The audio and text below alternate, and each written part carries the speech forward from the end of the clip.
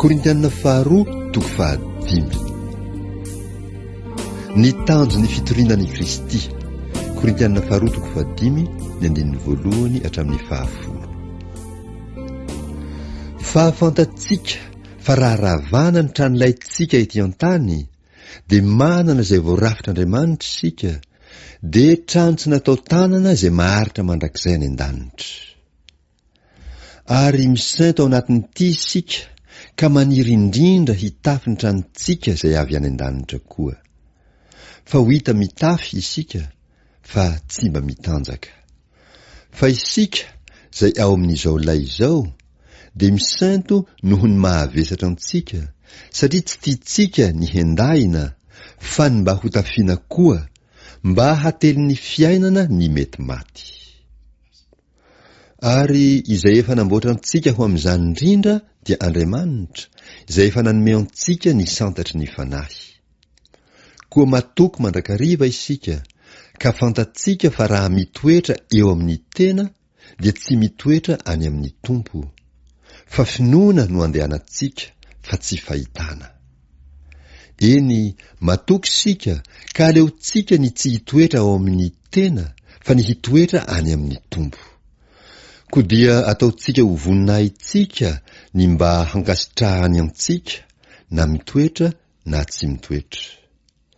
Fa isika rehetra dia samy tsy maintsy ho hita toetra miariary eo amin'ny fitsarany Kristy, mba handraisa ny olona rehetra izay zavatra nataony tenany, dia araka izay nataony, na tsara na ratsy. Ireo antony hiasana. Korintianina faharoa toko fahadimy, ny andininy faha 120 hatramin'ny faha 120. Koa amin'izany, satria fantatsika ny fahatahorana ny tompo, dia ny olona no ampanekenay, fa amin'Andriamanitra kosa dia efa voaseho rahateo izahay, ary manantena aho fa voaseho ao amin'ny fieritreretanareo koa. Tsy midera tena indray aminareo zahay, fa manome anareo izay ho reharehanareo ny aminay, mba hisy havalinareo izay mireharehany amin'ny miseho ihany, fa tsy amin'ny fo. Fa raha verisainy zahay, dia ho an'Andriamanitra, fa raha tsy verisainy zahay, dia ho anareo. Fa ny fitiavan'i Kristy no manery anay, satria izao no hevitray. Maty ny anankiray hamonjy ny olona rehetra, ka dia maty koa izy rehetra. Ary maty hamonjy ny olona rehetra izy, mba tsy ho velona ho an'ny tenany intsony izay velona, fa ho an'izay efa maty sy nitsangana hamonjy azy.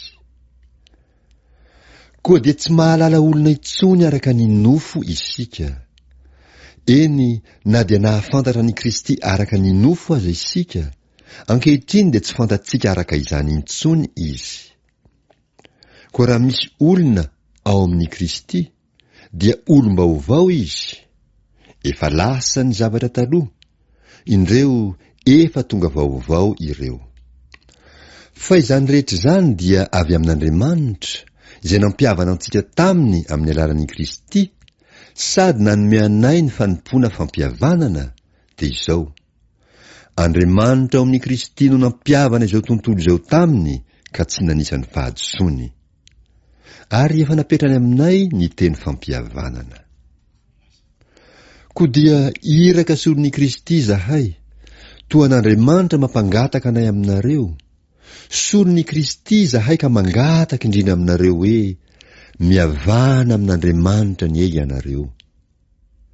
Izay tsy nahalala ota, dia efa nataony ota hamonjy antsika, mba ho tonga fahamarinan'Andriamanitra ao aminy kosa isika.